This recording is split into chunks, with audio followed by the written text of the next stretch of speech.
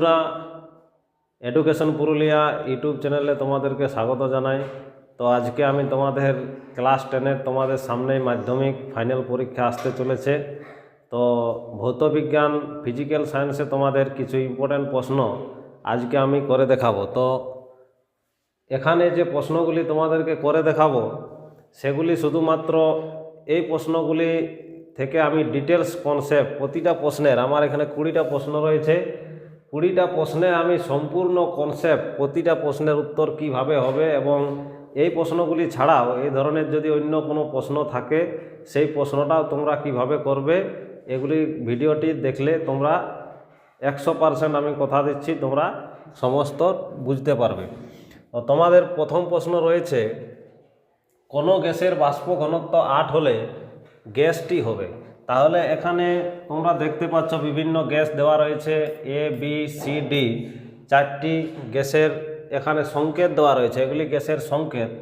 তো এখান থেকে আমরা কিভাবে জানবো যে কোন গ্যাসটির বাষ্প ঘনত্ব 8 হবে? ঠিক আছে, তো আমরা বাষ্প ঘনত্ব এবং আণবিক ভরের সাথে বাষ্প ঘনত্বের আমরা একটা সম্পর্ক দেখেছি। সেটা হচ্ছে কি, যে m সমান 2d, m সমান 2d। তাহলে এখানে আমাদেরকে এখানে m মানে হচ্ছে আণবিক ভর, m মানে হয় আণবিক ভর, আর d মানে হয় বাষ্প ঘনত্ব, d মানে হয় বাষ্প ঘনত্ব। তো এখানে আমাকে বার করতে হবে d এর মান। তাহলে আমরা d সমান লিখতে পারি m/2। অতএব এখানে এই যে গ্যাসগুলি রয়েছে এগুলির মধ্যে কার m এর মান যদি কত হয়, 16 হয়, যার এখানে আণবিক ভরের মান 16 হবে, সেই গ্যাসটির বাষ্প ঘনত্ব কিন্তু কত হবে, 8 হবে। তাহলে আমি যদি এখানে CH4 এটাকে নিই, তাহলে এটার আমি দেখব আণবিক ভর কত হচ্ছে। তো আণবিক ভর নির্ণয় করার সূত্র হচ্ছে কি, যে C কার্বনের হয় 12 যুক্ত হাইড্রোজেন 4টে আছে 1 × 4, তাহলে 12 যুক্ত 4, 4 12 কত, 16। তাহলে এখানে CH4 অর্থাৎ মিথেন, এই মিথেন গ্যাসটার আণবিক ভর হচ্ছে 16। অতএব এখানে যদি আমি m এর জায়গায় 16 বসাই, তাহলে 16 2 8 16। অতএব আমরা দেখতে পাচ্ছি যে আমার উত্তর হয়েছে বাষ্প ঘনত্ব 8। অতএব এখানে অপশান বি হবে তোমাদের কি সঠিক অ্যান্সার। মিথেন গ্যাসটির বাষ্প ঘনত্ব কত হবে, 8 হবে। তো এখানে তোমরা প্রতিটা গ্যাস রয়েছে, প্রতিটা গ্যাসেরই তোমরা আণবিক ভর বের করতে পারো এবং এখানে বসাতে পারো। তো যারই বাষ্প ঘনত্ব 8 হবে, এখানে আমরা দেখতে পাচ্ছি যে মিথেন যে গ্যাসটি তার বাষ্প ঘনত্ব আণবিক ভর 16, অর্থাৎ 16/8। এবারে নেক্সট প্রশ্ন আমরা দেখব কি রয়েছে। তো আয়তন প্রসারণ গুণাঙ্কের মান ধ্রুবক হয় কোন পদার্থের ক্ষেত্রে? কঠিন পদার্থ, তরল পদার্থ, গ্যাসীয় পদার্থ, নাকি কঠিন তরল ও গ্যাসীয় পদার্থ উভয়ের? ঠিক আছে, 3টারই নাম দেওয়া আছে, কঠিন, তরল এবং গ্যাসীয়। তো এখানে আমরা একটা সূত্র জানি, তোমরা জানো যে গ্যাসের আচরণ, এই প্রশ্নটা তোমাদের গ্যাসের আচরণ যে অধ্যায় রয়েছে, গ্যাসের আচরণ সেই অধ্যায় থেকে দেওয়া রয়েছে। তো সেখানে আমরা জানি যে কেবলমাত্র আয়তন প্রসারণ গুণাঙ্কের মান ধ্রুবক কেবলমাত্র গ্যাসীয় পদার্থের ক্ষেত্রে হয়, গ্যাসীয় পদার্থের। এটা সূত্র রয়েছে, এখান থেকে আমরা ডাইরেক্ট সূত্র থেকে, এটা কোনো সমাধানযোগ্য কিছু নাই, সেই কারণে অপশান কি সি হবে এখানে সঠিক অ্যান্সার। নেক্সট প্রশ্ন তোমাদের রয়েছে, কোনো পরিবাহীর মধ্য দিয়ে 1 মিনিটে 60 কুলম্ব, এখানে সময়টা দেওয়া রয়েছে কত, টাইম দেওয়া রয়েছে 1 মিনিট। ঠিক আছে, 1 মিনিটকে যদি আমরা সেকেন্ডে করি তাহলে 60 সেকেন্ড, এবং কুলম্ব আধান প্রবাহিত হলে, ঠিক আছে, এখানে 60 কুলম্ব কি দেওয়া রয়েছে, আধানের মান। তাহলে এখানে আমরা লিখতে পারি আধান মানে হচ্ছে কিউ মানে হচ্ছে 60 কুলম্ব। ঠিক আছে, তাহলে এখানে আমরা এটা তোমাদের তড়িৎ যে চ্যাপ্টার রয়েছে সেখান থেকে অঙ্কটি রয়েছে। তো প্রবাহ মাত্রা I সমান আমরা একটা সূত্র জানি, I সমান Q/T। এখানে যদি আমরা কিউর মান বসাই 60 কুলম্ব, ঠিক আছে, টি এর মান হচ্ছে কত 60 সেকেন্ড, কারণ এর সময়টাকে সেকেন্ডে করে নিতে হয়। 60 কেটে গেল, কত হবে 1 এম্পিয়ার। এম্পিয়ার বা এই এম্পিয়ার বা আমাকে এম্পিয়ারকে আমরা লিখতে পারি কুলম্ব পার সেকেন্ড, এটাও আমরা লিখতে পারি। তাহলে দেখো এখানে উপরে রয়েছে কুলম্ব, নিচে সেকেন্ড, তাহলে কুলম্ব বা সেকেন্ড তার মানে হচ্ছে এম্পিয়ার। তাহলে 1 এম্পিয়ার আমরা অপশান ডি এ রয়েছে 1 এম্পিয়ার, তাহলে অপশান ডি হবে এখানে সঠিক অ্যান্সার। তো এরকম এই যে এটা সূত্র, এই সূত্রটা প্রবাহ মাত্রার যে সূত্রটা, এই সূত্রটা তোমাদেরকে মনে রাখতে হবে, কারণ এখানে মান অনেক সময় এখানে রয়েছে 1 মিনিট 60 কুলম্ব, যে কোনো আলাদা মানও দেওয়া থাকতে পারে। তাহলে এই সূত্রটা মনে রাখলেই তোমরা যে কোনো ধরনের অঙ্কের সমাধান করতে পারবে। নেক্সট তোমাদের রয়েছে বাড়ির তড়িৎ বর্তনীর মেন ফিউজটি যুক্ত থাকে, অর্থাৎ আমরা দেখেছি ভাবে থাকে। আমি একটা তোমাদেরকে ছোট্ট ছবির মাধ্যমে দেখাচ্ছি। অনেক ক্ষেত্রে কি হয়, বাড়ির এরকম 2.2 ফেজের লাইন থাকে কোনো জায়গায় আবার 4 ফেজেরও এরকম লাইন থাকে। সেখান থেকে আমাদের দুটা ওয়্যার কিন্তু বাড়িতে আসে, একটা হচ্ছে লাইভ আর একটা হচ্ছে নিউট্রাল। ঠিক আছে, লাইভ আর নিউট্রাল দুটো আমাদের তার কিন্তু ওয়্যার বাড়িতে আসে। তো বাড়িতে আসার প্রথমে আমাদের এখানে মিটার লাগা থাকে, মিটারের পরে আমাদের মেন সুইচ থাকে। ঠিক আছে, এটাকে মেন সুইচ বলা হয়, মেন সুইচ। ঠিক আছে, তাহলে এই মেন সুইচ কিন্তু এই লাইভ তারটা রয়েছে, লাইভ তার, এই যে লাইভ তার রয়েছে, এই লাইভ তার কিন্তু মেন সুইচের মধ্য দিয়ে যায়, আর নিউট্রাল তার বাইরে সেটাকে নিয়ে যাওয়া হয়, এবং লাইভ যে তার, সেই লাইভ তারটা মেন সুইচের ভিতর দিয়ে নিয়ে যাওয়া হয়। তাহলে এখানে বাড়ির দেখানো প্রশ্নটা রয়েছে, বাড়ির তড়িৎ বর্তনীর মেন ফিউজটি যুক্ত থাকে। মেন ফিউজটি যুক্ত থাকে কার সাথে? নিউট্রাল তার, এটা হবে না। আর্থ তার, এটাও হবে না। লাইভ নিউট্রাল, এটা তো হবেই না। তাহলে এখানে অপশান তোমাদের বাকি থাকছে লাইভ তার। এই লাইভ তারের সাথে যে মেন সুইচটা, মেন ফিউজটা, সেটা কিন্তু যুক্ত থাকে। এখানে মেন সুইচ বা এখানে ফিউজও লাগা থাকে, মেন ফিউজ। ঠিক আছে, নেক্সট যে প্রশ্ন রয়েছে সেটা হচ্ছে তড়িৎ বিশ্লেষণের সময় ক্যাথোডে, অর্থাৎ তড়িৎ বিশ্লেষণ আমরা যদি দেখি তো আমাদের তড়িৎ বিশ্লেষণ কোথায় তোমরা পড়েছো? তড়িৎ বিশ্লেষণ ভোল্টামিটারে হয়। ভোল্টামিটার যে পাত্র রয়েছে সেখানে তড়িৎ বিশ্লেষণ হয়। সেখানে তড়িৎ বিশ্লেষণের সময় প্রসেসটা কেমন? এরকম ক্যাথোড এবং অ্যানোড থাকে, ক্যাথোড এবং অ্যানোড থাকে। ক্যাথোড এখানে সোজা কিভাবে তোমরা সোজা ভাষায় মনে রাখবে, সোজা শর্ট প্রসেস কি এটা মনে রাখার, সেটা হচ্ছে ক্যাথোড আর অ্যানোড। এখন এখানে ক্যাথোড মানে তোমরা দেখতে পাচ্ছ ক্যাটায়ন। ক্যাথোড মানে হচ্ছে কি?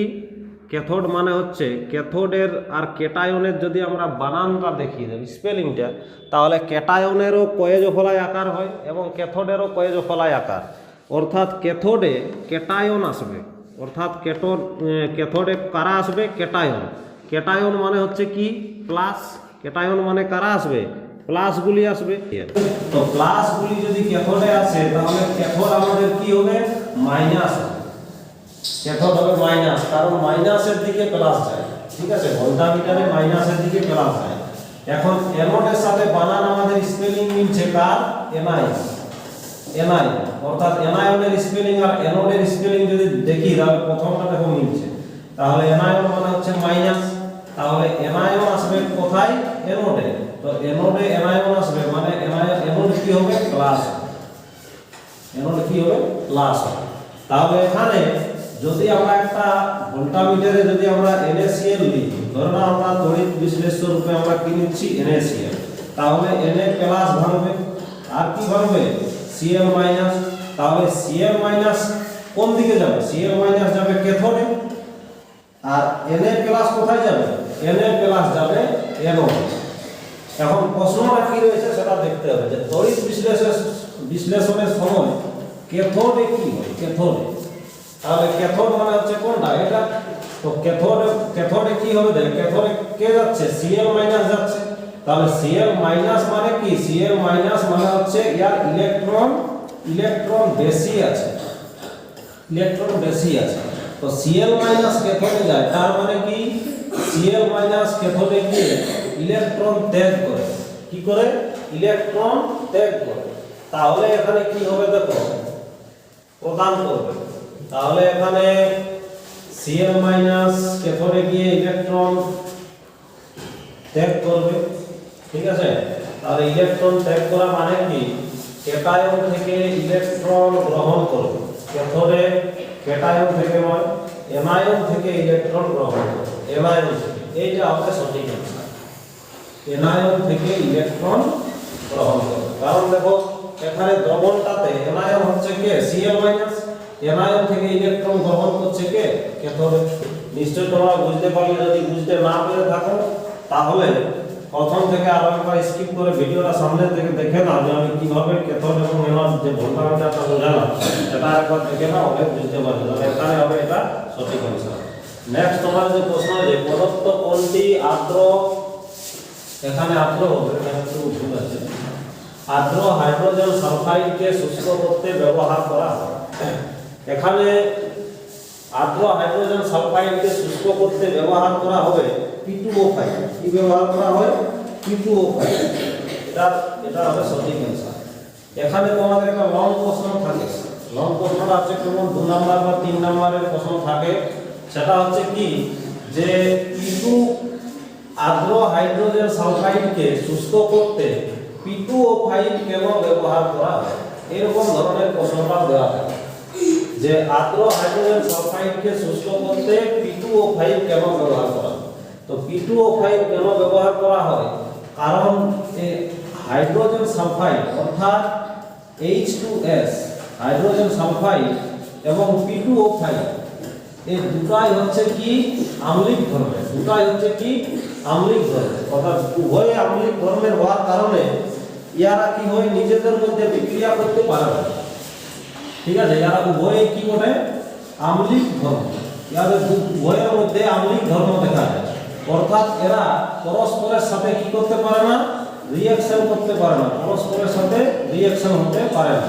এখানে যদি H2S অর্থাৎ হাইড্রোজেন সালফাইড যদি ক্ষারীয় প্রকৃতির হতো, আর এখানে P2O5 যদি আম্লিক প্রকৃতির হতো, তাহলে ক্ষার এবং অ্যাসিড বিক্রিয়া হয়ে লবণ জল উৎপন্ন হবে। কিন্তু এখানে উভয়ে আম্লিক ধর্ম হওয়ায় রিঅ্যাকশন হতে পারে না। সেই কারণে বাকি সমস্ত যেগুলি আছে, যেমন গাঢ় H2SO4, CaO, CaCl2, এগুলি তো ক্ষারীয় ধর্ম, এগুলি অবশ্যই হবে। আর গাঢ় H2SO4 ব্যবহার করা হয় না, কারণ হাইড্রোজেন সালফাইডকে শুষ্ক করতে গাঢ় H2SO4 ব্যবহার করা হয় না। এখানে কেবলমাত্র P2O5 ব্যবহার করা হয়। তো এটাই প্রশ্ন তোমাদের থাকবে, যদি বলা হয় যে আর্দ্র হাইড্রোজেন সালফাইডকে শুষ্ক করতে P2O5 কেন ব্যবহার করা হয়, তখন তোমরা বলতে পারবে যে কি হাইড্রোজেন সালফাইড এবং P2O5 উভয়ে আম্লিক ধর্মের, সেই কারণে তারা পরস্পরের সাথে বিক্রিয়া করতে পারে না। সেই কারণে আর্দ্র হাইড্রোজেন সালফাইডকে শুষ্ক করতে P2O5 ব্যবহার করা হয়, নাম হবে। এবং বাকি যে মৌলগুলি রয়েছে, যেমন কপার, এর যদি আমরা একটা এখানে শুধুমাত্র কোরান্ডামেই থাকতে পারে এমন মানে নয়। এই যে বাকি মৌলগুলি রয়েছে কপার, জিঙ্ক এবং লোহা, এগুলির আমি একটি করে তোমাদেরকে আকরিকের নাম লিখে দিচ্ছি। যেমন লিখবে তোমরা কি কপার গ্লান্স, কি লিখবে কপার গ্লান্স, ঠিক আছে।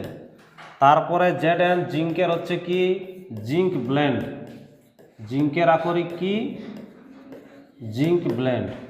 আর লোহার হচ্ছে কি হেমাটাইট, যেটা আমরা সবাই জানি, লোহার হচ্ছে কি হেমাটাইট। এগুলি হচ্ছে এই মৌলগুলির আকরিক। এবং এই কোরান্ডাম কার আকরিক, তাহলে হবে কার অ্যালুমিনিয়াম হবে সঠিক অ্যান্সার। ঠিক আছে, তোমরা প্রশ্নগুলি কিন্তু খাতায় লিখে রাখবে, কারণ এই প্রশ্নগুলি খুবই গুরুত্বপূর্ণ প্রশ্ন তোমাদের মাধ্যমিকের জন্য।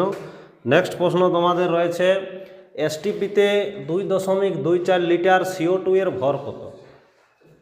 ঠিক আছে, এসটিপিতে 2.24 লিটার CO2 এর ভর কত? তো এখানে তোমাদের একটি সূত্র রয়েছে, সূত্রটা হচ্ছে কি, যে আমরা জানি যে 22.4 লিটার যে কোনো গ্যাসের 22.4 লিটার যে কোনো গ্যাসের ক্ষেত্রে, যেমন CO2 এর ভর কত হবে, CO2 এর যদি আমরা আণবিক ভর এখানে বার করি তাহলে কত হবে 12 প্লাস অক্সিজেনের 16, 16 দুগুণে 32, অর্থাৎ 12 প্লাস 32 ইকুয়াল টু 44 এত গ্রাম। ঠিক আছে, তাহলে এখানে আমরা লিখতে পারি 44 গ্রাম।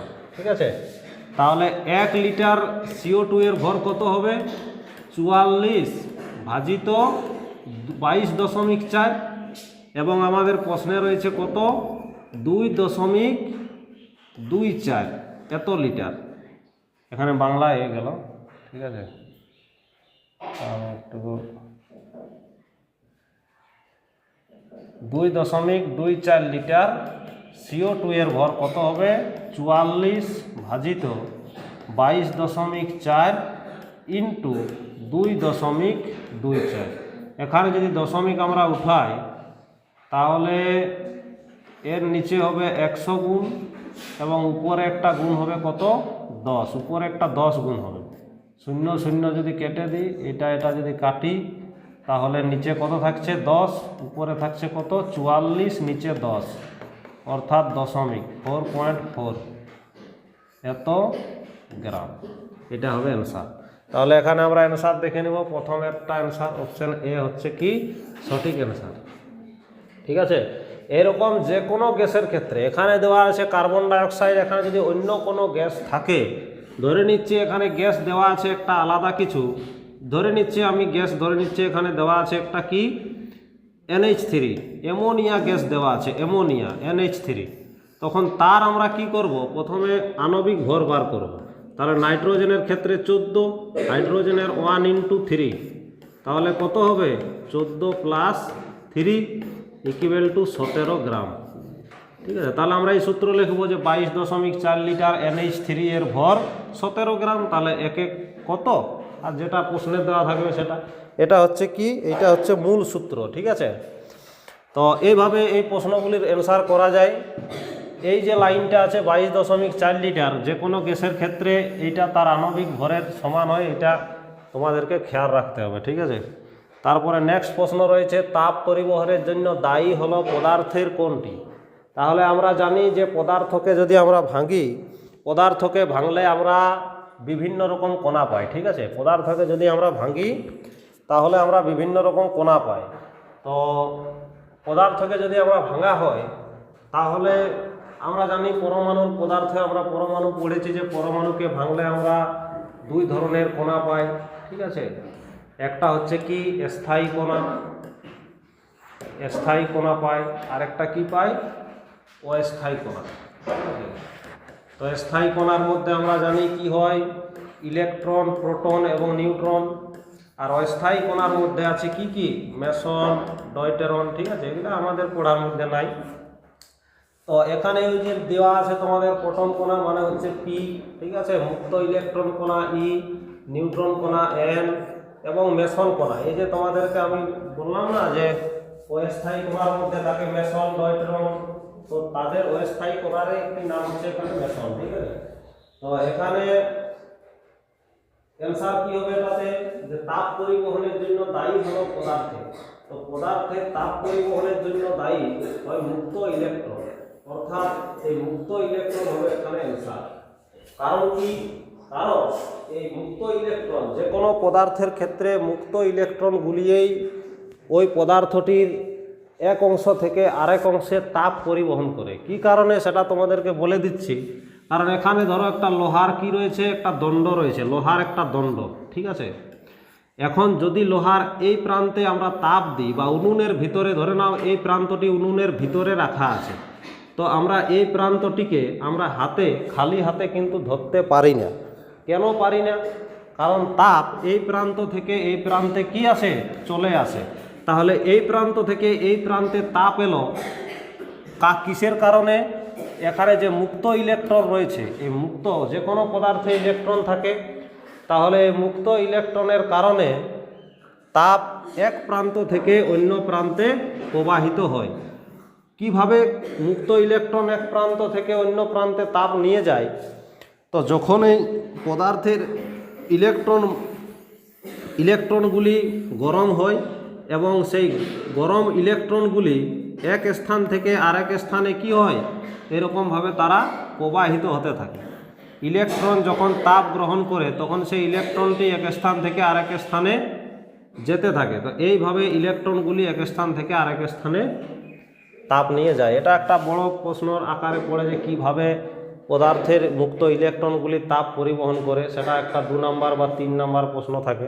তো এখানে শর্ট প্রশ্নটা তোমরা মনে রাখবে যে মুক্ত ইলেকট্রন কণা তাপ পরিবহন করে। নেক্সট প্রশ্ন রয়েছে যে রোধের শ্রেণী সমবায়ে যে রাশিটি ধ্রুবক, রোধের শ্রেণী সমবায়ে যে রাশিটি ধ্রুবক তা হলো। তো রোধের শ্রেণী সমবায়ে যদি আমরা দেখি তাহলে রোধের শ্রেণী সমবায়ে তড়িৎ প্রবাহ মাত্রা, এটা হবে তোমাদের সঠিক অ্যান্সার। কেন সঠিক অ্যান্সার হবে সেটা আমি বলে দিচ্ছি যে রোধের শ্রেণী সমবায়ে যে রাশিটি ধ্রুবক থাকে, কারণ কোনো লাইন আমাদের বাড়িতে 2 ধরনের কানেকশন থাকে, বাড়িতে 2 ধরনের কানেকশন, এক হচ্ছে শ্রেণী সমবায়, ঠিক আছে, বা আমরা সমান্তরাল সমবায়ও যুক্ত করতে পারি, ঠিক আছে। যে কোনো যন্ত্রপাতিকে আমরা শ্রেণী সমবায়ও যুক্ত করতে পারি, সমান্তরাল সমবায়ও যুক্ত করতে পারি। শ্রেণী সমবায়ের ক্ষেত্রে যন্ত্রগুলি এরকমভাবে যুক্ত থাকে, একটা যন্ত্রের পরে আরেকটি, একটি যন্ত্রের পরে আরেকটি, একটি যন্ত্রের পরে আরেকটি। সমান্তরাল সমবায়ে কেমন থাকে, এরকমভাবে যুক্ত থাকে, এরকমভাবে যুক্ত থাকে, ঠিক আছে, এরকম, সরি এখানে এইটা একটা যন্ত্র, এরকমভাবে যুক্ত থাকে, ঠিক আছে।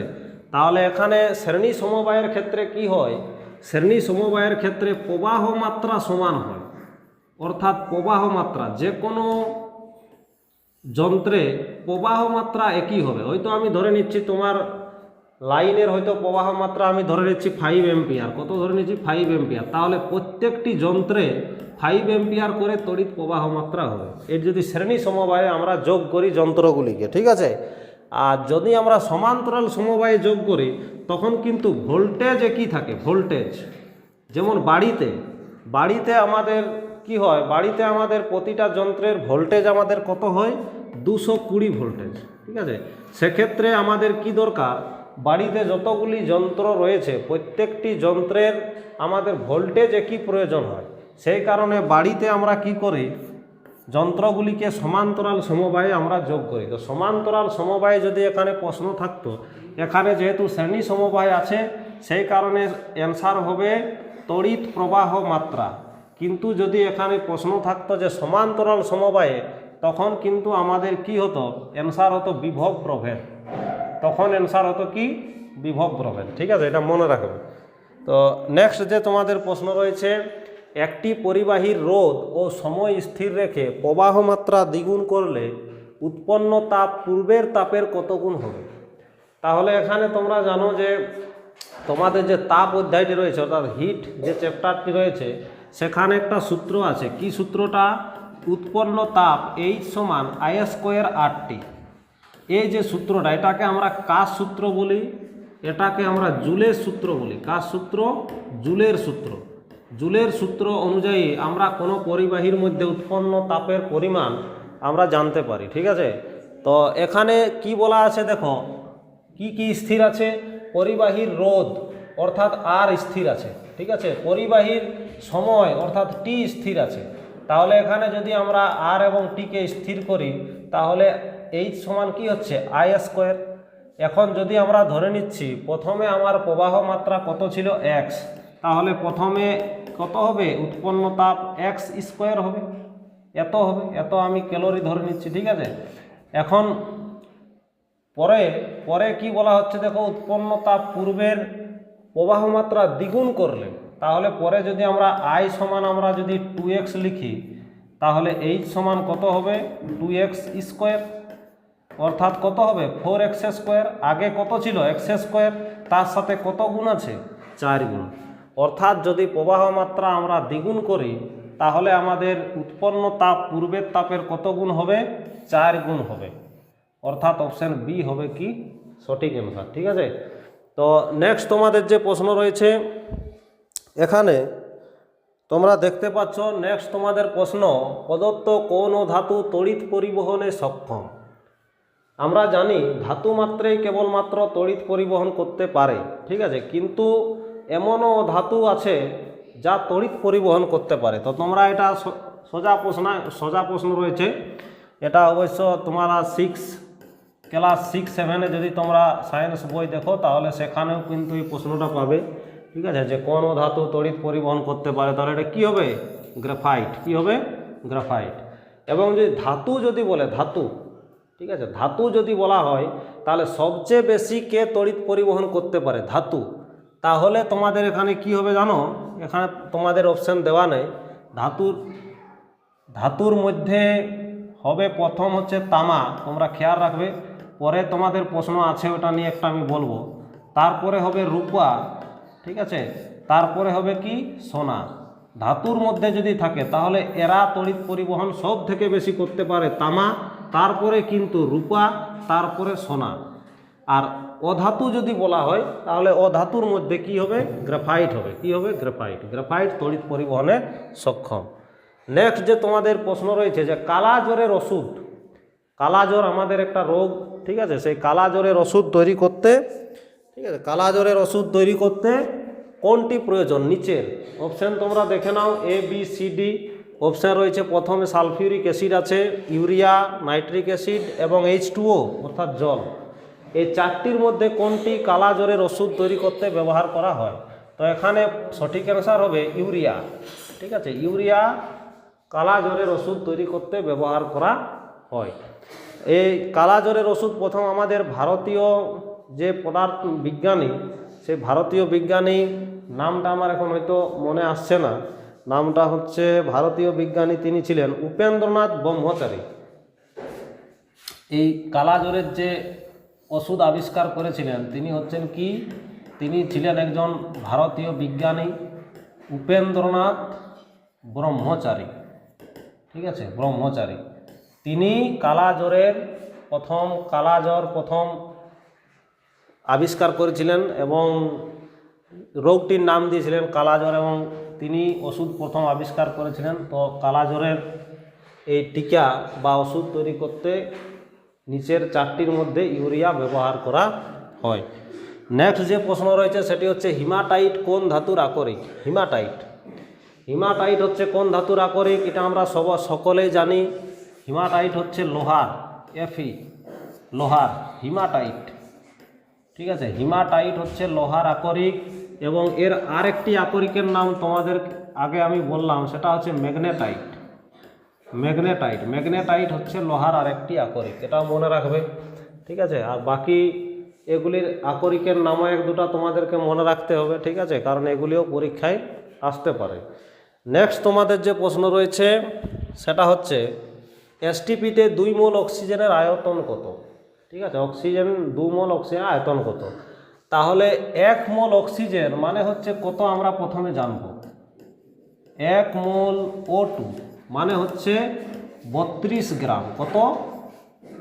1 মোল মানে হচ্ছে কত?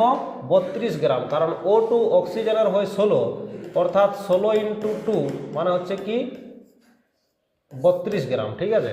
তাহলে 2 মোল অক্সিজেনের আয়তন, এরপর এখানে আমরা সূত্র আছে যে 32 গ্রাম O2 এর আয়তন কত হয়? এর আয়তন কত হয়? 22.4 লিটার। এটা কিন্তু সূত্র। তাহলে 32 গ্রাম মানে হচ্ছে 1 মোল। তাহলে 2 মোল মানে কত হবে?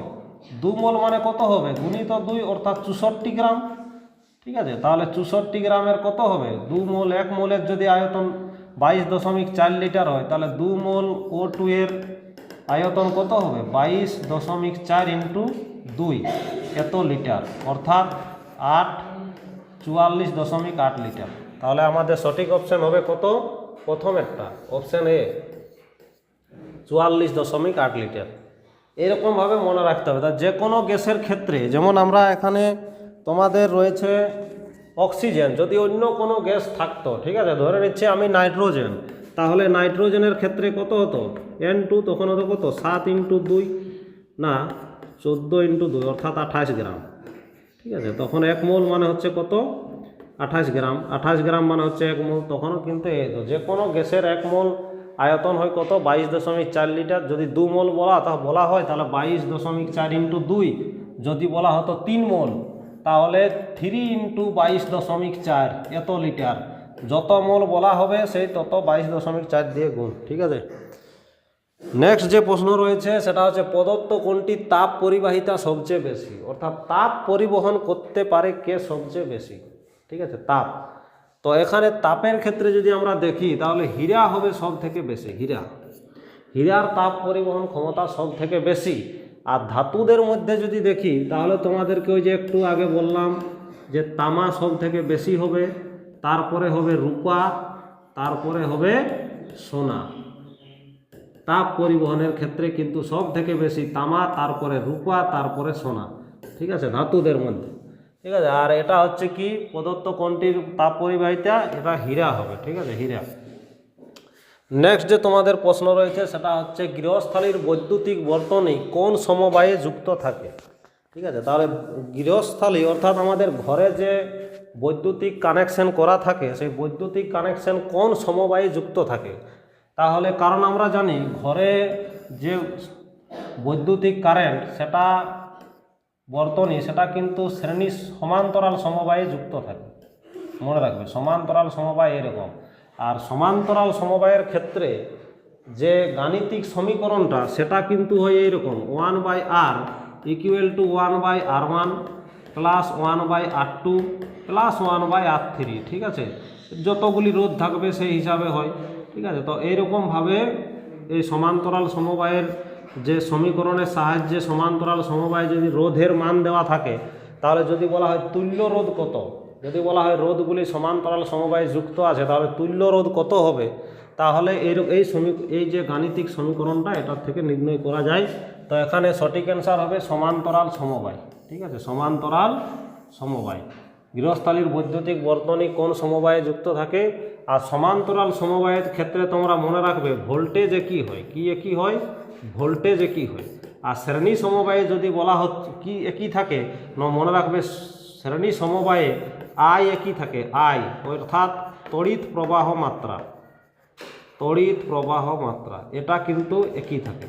ঠিক আছে, তড়িৎ প্রবাহ মাত্রা শ্রেণী সমবায়ে একই থাকে, সমান্তরাল সমবায়ের ক্ষেত্রে ভোল্টেজ একই থাকে। নেক্সট যে প্রশ্ন হচ্ছে প্রদত্ত এককগুলির মধ্যে কোনটি রোধের এসআই একক। তো এটা হবে কি ওহম। ওহম হবে রোধের। ওহমের চিহ্ন আমরা জানি এরকম হয়। ঠিক আছে, রয়েছে ওহম। এখানে তোমরা দেখতে পাচ্ছ যে অ্যানোডে সংঘটিত বিক্রিয়া হলো। তো ক্যাথোড আর অ্যানোডে আমাদের কি বিক্রিয়া হয় সেটা আমি একবার তোমাদেরকে আগেই দেখিয়েছি। এখানে অপশান এ হবে সঠিক অ্যান্সার। কি কারণে হলো সেটা তোমরা একবার দেখে নাও। জারণ মানে হচ্ছে কি, জারণ মানে তোমরা জানবে জারণ যেখানে হবে সেখানে ইলেকট্রন ত্যাগ হবে, আর বিজারণ যেখানে হবে সেখানে ইলেকট্রন গ্রহণ হবে। আর এই প্রতিস্থাপন বিনিময় এই বিক্রিয়াগুলি কিন্তু আলাদা ধরনের, এগুলি অ্যান্সার হবে না, হবে জারণ কিংবা বিজারণের মধ্যে। তো জারণ হয়েছে অ্যান্সার। ইলেকট্রন ত্যাগ কি করে, অ্যানোডে কি করে ইলেকট্রন ত্যাগ হয় সেটা তোমরা দেখে নাও। ঠিক আছে, এটা যদি আমরা ক্যাথোড লিখি, ক্যাথোড, তাহলে ক্যাটায়ন অর্থাৎ এটা হবে নেগেটিভ। এটা যদি অ্যানোড হয়, ঠিক আছে, তাহলে অ্যানোড মানে হবে অ্যানায়ন অর্থাৎ এটা হবে পজিটিভ। তো অ্যানোডে সবসময় কারা আসবে, দ্রবণের মধ্যে যে অ্যানায়নগুলি অর্থাৎ সিএল মাইনাসের ইলেকট্রন বেশি থাকে, অর্থাৎ অ্যানোডে আসে সে ইলেকট্রন কি করে ত্যাগ করে, ইলেকট্রন কি করে ত্যাগ করে। তাহলে ইলেকট্রন ত্যাগ মানে কি, জারণ। ঠিক আছে, তাহলে অ্যানোডে কি হবে, জারণ হবে। এটা তোমরা মনে রাখবে যে জারণ মানে ইংরেজিতে হয় অক্সিডেশন। ঠিক আছে, অক্সিডেশন।